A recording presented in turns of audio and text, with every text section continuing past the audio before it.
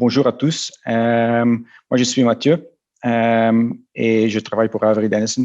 Je suis le Senior Innovation Director pour la partie apparel du Avery Dennison. Et aujourd'hui, on va vous parler de les étiquettes intelligentes et comment est-ce que cette étiquette peuvent vous aider d'avoir plus de data. Comme nous, on a entendu pendant les passées présentations qu'on a vues, qu'on a entendues, que la data, c'est tellement important. Et comment est-ce que les étiquettes peuvent porter cette data pour améliorer ton flux de supply chain, mais aussi comment les étiquettes intelligentes peuvent vous aider à communiquer sur la sustainability, sur la circularity avec votre client. Et je ne le fais pas seul. J'ai aussi demandé un peu d'aide de Greta. Et Greta, vous pouvez te présenter. Après, on part avec la présentation. Ok, merci Mathieu. Donc, je m'appelle Greta Moser. Je suis basée à côté de Lyon. Je suis responsable de développement de produits, notamment pour les solutions contrefaçon, les solutions d'impression à la demande et tout ce qui est des solutions d'automatisation dans les usines de l'industrie de la mode.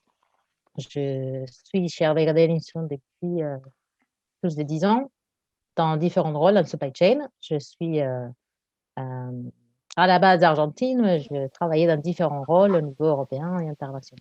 Alors maintenant, on va vous montrer quelques tendances que nous on a vues dans le marché et certainement après post-Covid, qu'est-ce que nous on pense et l'intelligence qu'on a eue de marché. On va vous partager un peu de l'information. Et après, ce sera moi qui va vous parler comment les étiquettes intelligentes et surtout la partie RFID, comment ça peut vous aider pour améliorer la vitesse dans ton supply chain, mais surtout la précision du data que vous avez en stock. Et je vais vous montrer aussi des nouveaux business cases qui sont en train de développer dans le marché. Et après, Greta va vous montrer comment est-ce que l'imprimante plus proche de la production, comment ça peut, ou Avery Dennison peuvent vous aider pour faire ça et pour répondre plus vite aux demandes du marché, mais aussi pour imprimer des étiquettes intelligentes qui peuvent aider la communication vers votre client. Quand on examine les différents sujets abordés dans les tables rondes, les séances d'avant, et pourquoi nous sommes tous réunis aujourd'hui pour cet événement, il y a certains thèmes communs qui sont mentionnés dans plusieurs reprises. Ce qu'on a entendu, c'est développement durable, on entend le changement, l'accélération de la numérisation, etc. La raison, c'est que le marché, l'industrie, ils évoluent très rapidement. Si nous regardons un petit peu les tendances actuelles, nous pouvons voir une accélération globale vers le numérique et la personnalisation.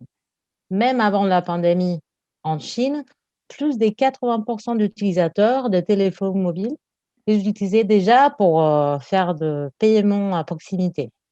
Donc, les consommateurs, et nous y compris, bien sûr, ont changé leurs attentes et leurs valeurs en matière d'achat et l'impact global sur la planète. C'est une période sans précédent, avec un impact mondial majeur. La pandémie nous a fait changer notre façon de vivre, notre façon de fonctionner, et la numérisation accélère à un rythme plus rapide que prévu, alors que l'industrie de la mode passe à une nouvelle normalité, entre guillemets. Si on regarde un peu quelques chiffres et clés exemples, selon une étude réalisée par McKinsey, les 2/3 des consommateurs déclarent que le développement durable est devenu une priorité plus importante pour lutter contre le changement climatique.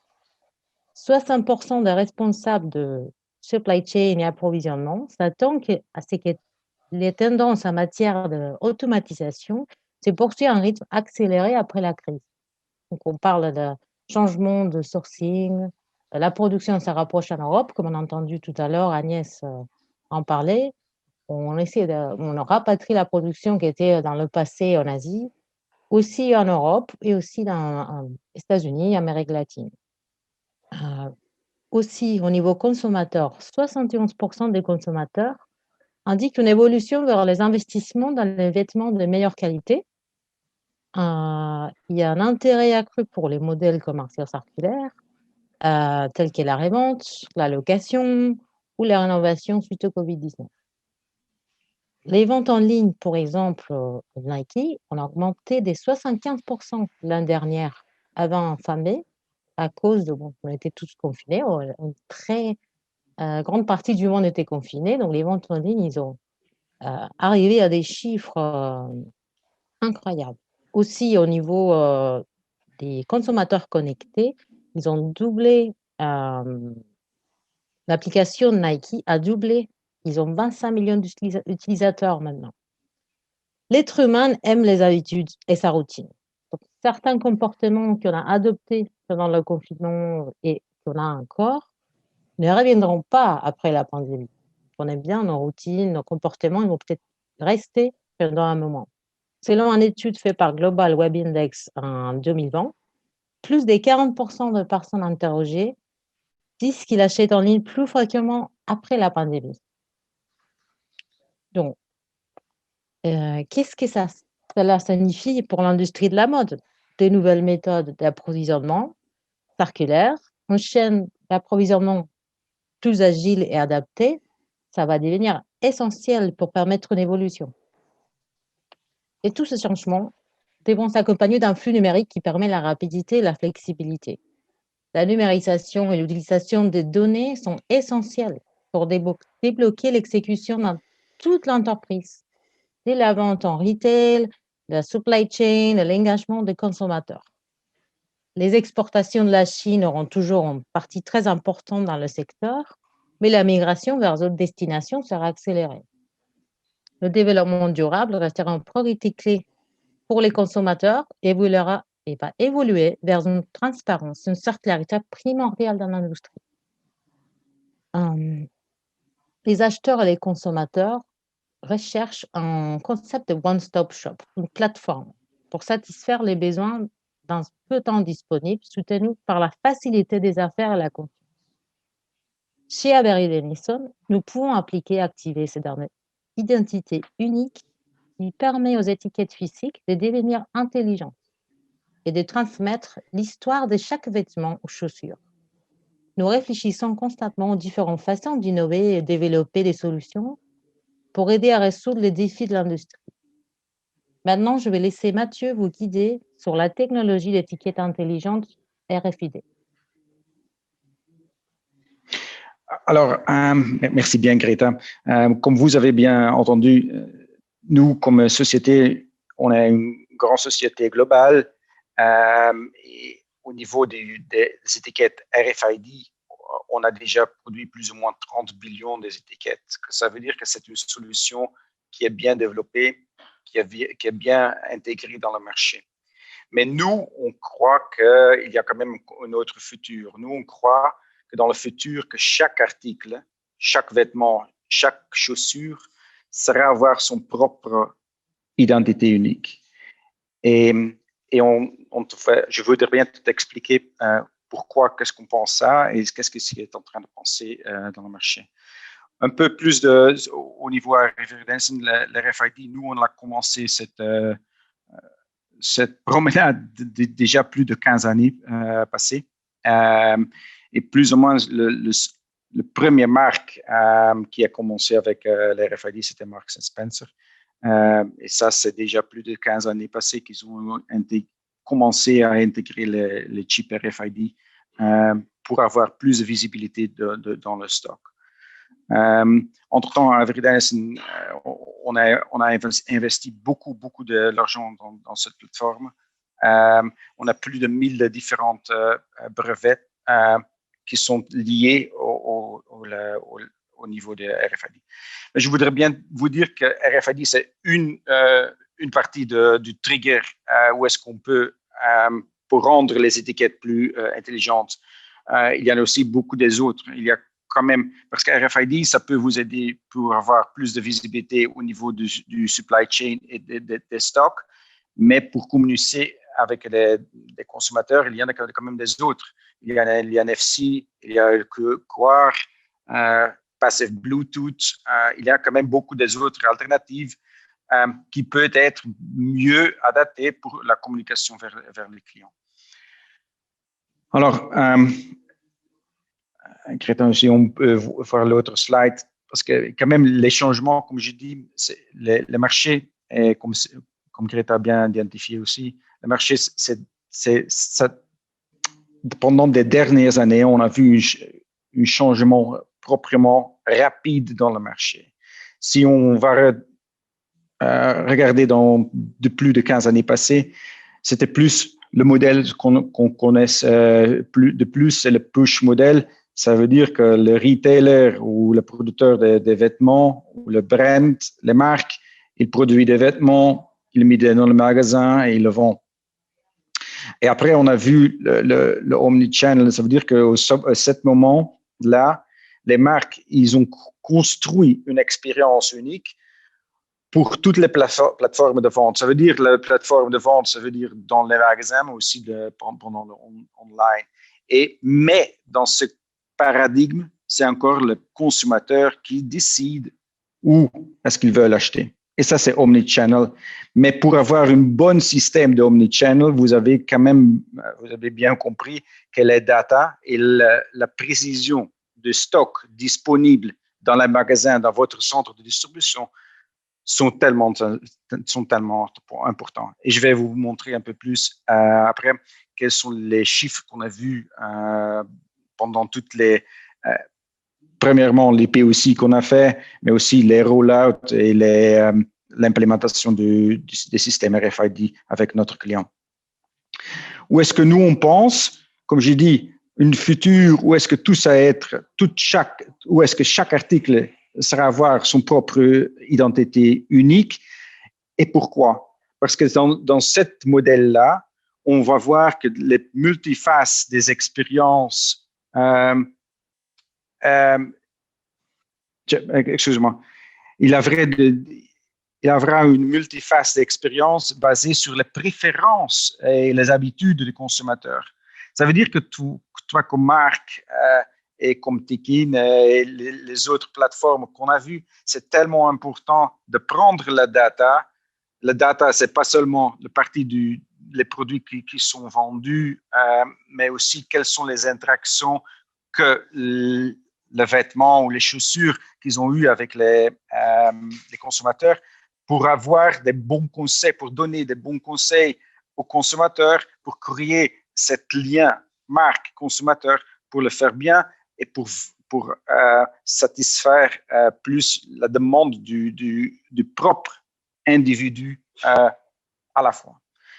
Et pour faire ça, naturellement, le data, c'est tellement important. Et certainement, comme j'ai dit, la RFID, ça peut être une belle partie pour augmenter ta visibilité dans ton supply chain.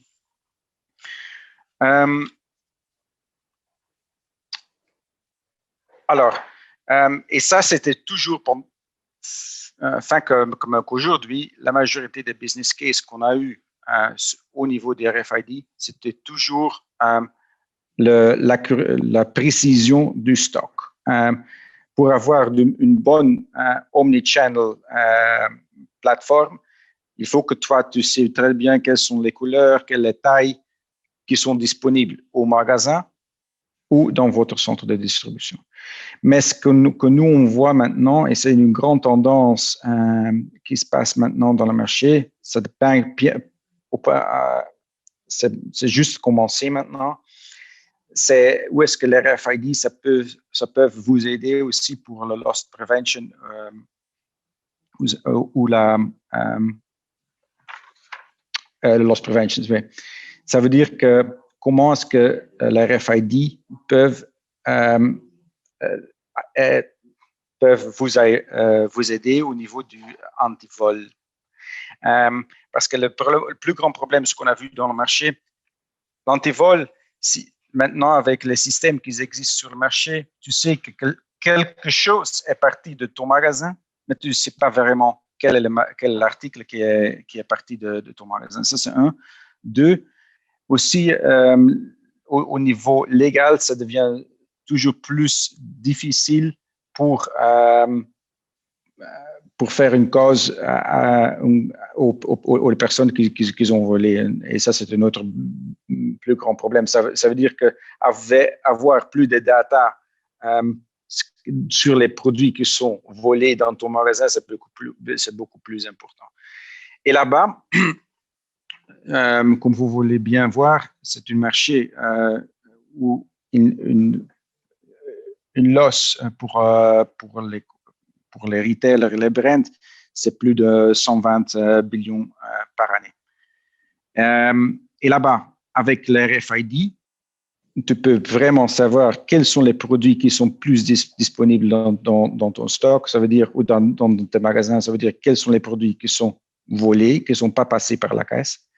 Et ça, c'est une belle grand avantage.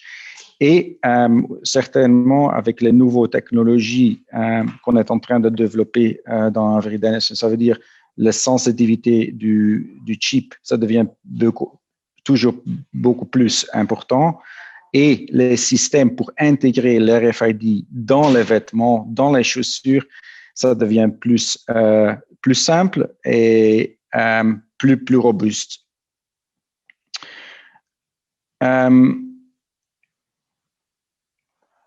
Quelques chiffres qu'on a vus avec notre partenaire qui est GS1, mais aussi Accenture. Toutes les rollouts ou toutes les cases où est-ce que nous, comme Everyday NSN, on a implémenté le RFID, on a vu une ROI, ça veut dire un retour sur l'investissement positif. Ça, c'est un. Mais pour moi, le plus grand chiffre important, 50% de tous les clients qu'ils ont implémentés, ils ont vu un amélioration au niveau de la précision de leur stock. Et ça, c'est pour moi ce qui est quand même important parce que si on va regarder dans le passé, si on faisait des store checks, plus ou moins, on a vu une accuracy, une précision du stock plus ou moins entre 65 et 75%. Avec les RFID, tu peux arriver plus ou moins à 93 à 99%, plus ou moins. Et ça, c'est quand même, et ça, c'est la majorité du business case de l'RFID. Un autre chiffre qui est important aussi, c'est si toi, tu sais vraiment qui est dans ton magasin, quels sont les produits qui sont vendus de plus, tu peux aussi avoir plus. On a vu aussi une réduction du stock, plus ou moins avec 2 à 13%, pour plus ou moins 60% des marques ou des retailers qui ont eu une implémentation de la RFID. La dernière slide, il y a encore un peu plus de l'information sur la RFID, mais comme je dis, toutes les clients, ils ont eu une plus ou moins 10% du ROI, retour sur leur investissement. Et il y a plus ou moins 80% des retailers, des marques qui croient vraiment que les bénéfices que l'RFID a donné est une des enablers pour le omnichannel. Comme je dis, si toi, tu sais vraiment ce qui est disponible dans tes magasins, dans ton centre de distribution, c'est tellement important pour donner du service vers votre client et les consommateurs. Ça, c'est un peu plus au niveau RFID. Comme nous, comme j'ai bien expliqué, il y a beaucoup de bénéfices. Qu'est-ce que nous, pour moi, au niveau innovation, qu'est-ce qu'on est en train de faire? On est en train d'intégrer des chips de nouvelle génération qui sont plus sensibles dans des systèmes pour l'implémenter, d'intégrer dans des systèmes, dans des vêtements ou des chaussures, ça devient toujours plus intéressant et c'est beaucoup moins visible pour les consommateurs. Et ça, c'est une des grandes révolutions qu'on est en train de travailler sur ça avec notre client. Et après, je donne la parole à Greta. Merci Mathieu.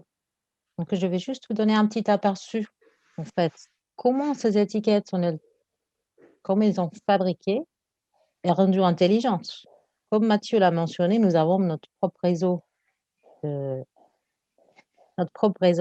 mondial de production, mais nous permettons également aux clients, aux usines, d'imprimer et encoder leurs propres étiquettes lorsqu'ils ont besoin, avec l'impression à la demande sécurisée et intégrée.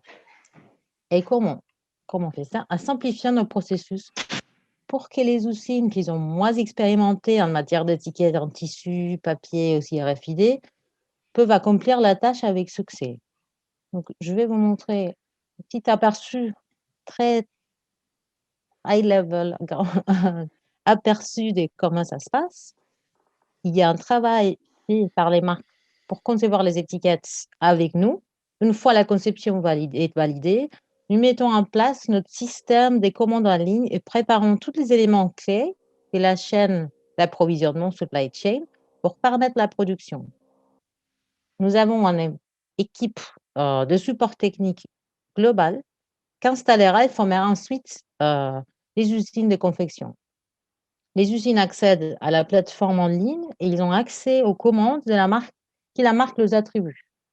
Nous fournissons le matériel, notamment les machines, le hardware, les consommables et tout le software qui va avec pour pouvoir imprimer, encoder, etc. Aussi, nous avons un savoir-faire au niveau de la formation pour les usines, la résolution des problèmes et adapter pour si il y a aussi une option que le client veut commander des tickets d'Harley Davidson parce qu'il préfère cette méthode, mais aussi donner la possibilité à ces fournisseurs de le faire sur place chez eux. C'est aussi possible parce qu'on a des solutions qui sont appelées blended, en fait. On peut faire tous les deux. Grâce à cette plateforme, on peut faire la connexion de toutes les données et les étiquettes. Pour les usines qui recherchent une amélioration au niveau amélioration continue, ils s'alignent avec les valeurs de leurs clients, partageant aussi les avantages au niveau développement durable de ce modèle. Puisqu'on parle des étiquettes à la demande, ça veut dire qu'on imprime, on encode juste quand on a besoin. Donc, l'usine et le matériel et l'équipement, il peut produire la quantité qu'il faut. Il n'y a pas des minimums de production, il y a des minimums techniques très petits, mais il y a même des imprimantes qui font une étiquette à la fois. Donc, c'est vraiment à la demande. Au niveau transport des matériaux, des étiquettes partout, toute la partie les envois à dernière minute, parce qu'il y aurait des changements de demande ou parce qu'on a un changement de forecast, c'est fait sur place. Donc, la livraison des matières premières et composants se font de façon anticipée. Les commandes sont effectuées chez le client, évitant le frais de transport et les émissions de CO2 sont réduites. On pouvait vous parler des étiquettes toute la journée. On n'a pas honte de notre passion sur le sujet. J'espère que cette séance vous a plu et on vous attend demain aussi pour notre atelier et nous allons aussi mener avec Mathieu sur les étiquettes connectées. Oui, je voudrais bien quand même encore, si on a encore un peu de temps, 3 minutes. Alors, on peut combiner les deux choses. On peut imprimer au moment et on peut aussi encoder les RFID et imprimer l'information au même moment. Ça veut dire que à la fin, comme nous, pour les producteurs de vêtements, les marques, on peut encoder une chip RFID, une étiquette RFID et aussi lier un code QR, par exemple. Ça veut dire que vous pouvez utiliser ton étiquette avec les RFID pour augmenter ton visibilité de ton stock, pour aider le self-checkout et tout ça. Et pour communiquer avec votre client, vous pouvez utiliser le code QR qui peut être séquentiel, unique, comme vous voulez. Et la belle chose, comme Everdensen, on a créé une plateforme où est-ce qu'on crée cette identité unique et c'est un système, à la fin, c'est ouvert. Parce que, comme on a déjà entendu pendant les sessions précédentes, c'est là-bas, c'est quand même important parce qu'il y en a beaucoup de plateformes qui ont besoin de cette identité unique de cet vêtement. Et nous, on peut créer cette identité unique, mais les autres plateformes, ils peuvent être connectés avec cette code, cette passeport de cet vêtement et peuvent développer leur propre plateforme sans problème. Et ça, c'est quelque chose que nous, on met en dispo à les marques et à notre client.